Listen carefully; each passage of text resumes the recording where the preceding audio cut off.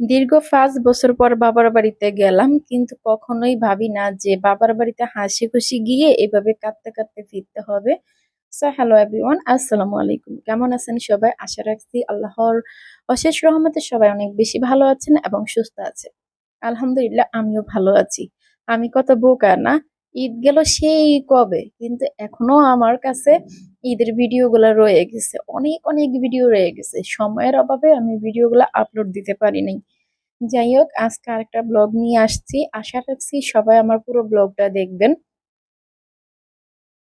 এখানে সকালবেলা পুকুর থেকে মাছ ধরা হচ্ছে। কিন্তু এত সকালে মাছ ধরা হচ্ছে হয়তোবা মানে কালারটা দেখলেই বুঝতে পারতেছেন। এখনো কিন্তু সূর্য উঠে নাই। সূর্য একটু মাত্র উঁকি দিছে। এর মাঝেই কিন্তু জেলেরা মাছ ধরতে চলে আসছে। আর ওখানে আমার হাজবেন্ডও আছে। প্রচুর পরিমাণের মাছ উঠছে, মাশাআল্লাহ, আলহামদুলিল্লাহ।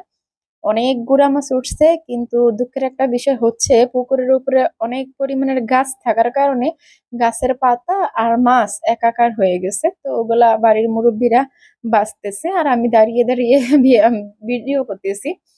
যাই হোক, সবার সামনে মোবাইল অন করা, ভিডিও করা এগুলো আসলে আমার দ্বারা মানে সম্ভব না। তো আমি একটু লুকিয়ে লুকিয়ে ভিডিও করছি, তাই হয়তো বা আমার ভিডিওর কোয়ালিটি গুলো অত বেশি ভালো আসে না। যাই হোক, একটু মানিয়ে গুনিয়ে নিবেন। তারপরে বড় বড় যে মাছগুলা হয় ওই মাছগুলা মানে উঠিয়ে বাড়িতে নিয়ে আসছে। কিন্তু একটা কষ্টের বিষয় কি জানেন, পুকুর হচ্ছে মানে আমাদের না, আমরা পুকুর রাখছি মাছ খাওয়ার জন্য। আমার হাজবেন্ড পুকুরটা রাখছে মেবি 10 বছরের জন্য মনে হয় রাখছে। তো এখানে মাছ চাষ করা হয় আর ওই মাছগুলা আমরা যখন ঈদে বাড়িতে যাই তখন এই মাত্র উঠানো হয় আর খাওয়া হয়। কিন্তু আমরা যাওয়ার আগেই মাছগুলো একদম হজম করে ফেলে আশেপাশের মানুষগুলা।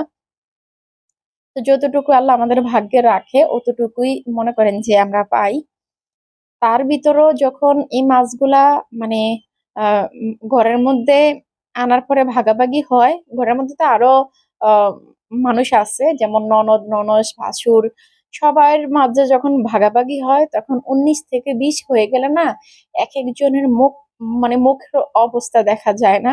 আসলে গ্রামের মানুষগুলা হয়তো বা এমনই না, ওদের এই স্বভাব চরিত্রটাই আমার কাছে একদমই ভালো লাগে না।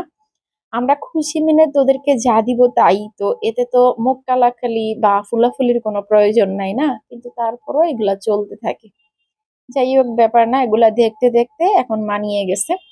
তো আমি একদম অনেক স্পিডে আমি কাজ করতেছি, কারণ আজকে আমার মনটা মানে যেদিনের ভিডিওটা ছিল ওই দিন আমার মনটা প্রচুর পরিমাণের ভালো ছিল।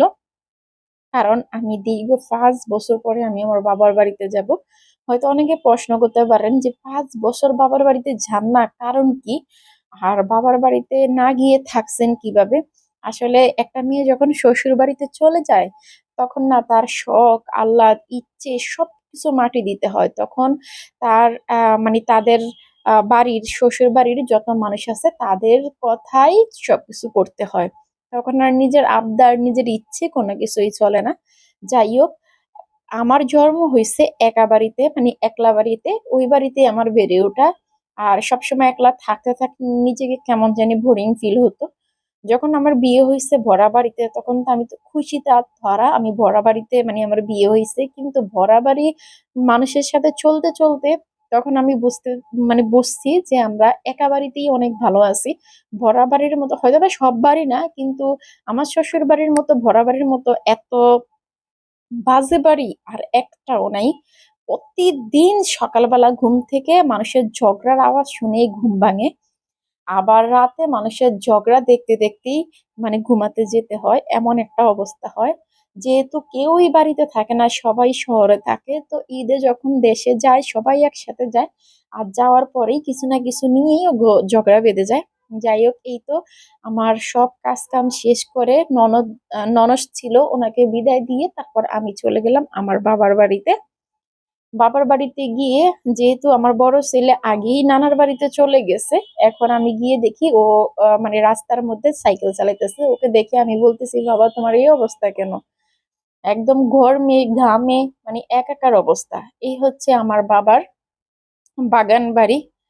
দুই পাশে দুইটা বিল্ডিং, ওটা হচ্ছে দুই কাকার আর মাঝখানের বিল্ডিংটা হচ্ছে আমাদের বাড়ি।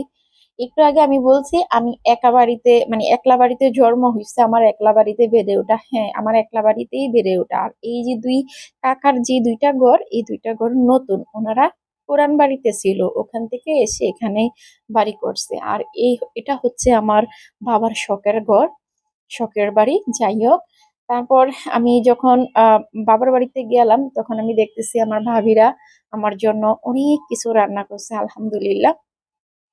আর এই যে সাইপান মশাই, তার নানা ভাইকে দেখে তো একদম সবকিছু ভুলে গেছে। নানা ভাইয়ের কোলে উঠে সে আর মাকে চিনে না, বাবাকে চিনে না, নানা ভাইয়ের সাথেই ওর সময়টা পার করতেছে। তারপর এখানে আমাদেরকে আমার ছোট ভাবি, মেজু ভাবি কিছু নাস্তা পানি দিয়েছিল, যেহেতু আমরা দুপুরবেলা গেছি। অন্য নাস্তা পানি আমি বারণ করছি, কারণ আমরা দুপুরবেলা গেছি, তো আমরা খাবার খাবো, তাই একটু ঠান্ডা মানে আমাদেরকে দিয়েছে, ওটাই আমরা খেতেছি। আসলে বাবার বাড়ি থেকে যখন শ্বশুর বাড়িতে চলে আসি না, তারপরে ওই বাবার বাড়িতে যখন যাই, যেখানে জন্ম হওয়া, বেড়ে ওঠা, সবকিছু করা, ওই বাড়িতে কিন্তু আবার মেহমান হয়ে যেতে হয়। আমি যখন আমার বাড়িতে গেলাম তখন আমি মেহমান, আমাকে ওনারা শরবত বানিয়ে দিচ্ছে, সবকিছু করে দিচ্ছে। আর এটা হচ্ছে আমার বড় ভাইয়ের ঘর। আমার বড় ভাবি কিন্তু মাশাল্লাহ অনেক বেশি পরিপাটি করে তার সংসারকে গুছিয়ে রাখে। টিনের ঘর কিন্তু বোঝাই যাচ্ছে না, খুব সুন্দর করে গুছিয়ে গাছিয়ে সবকিছু রাখে।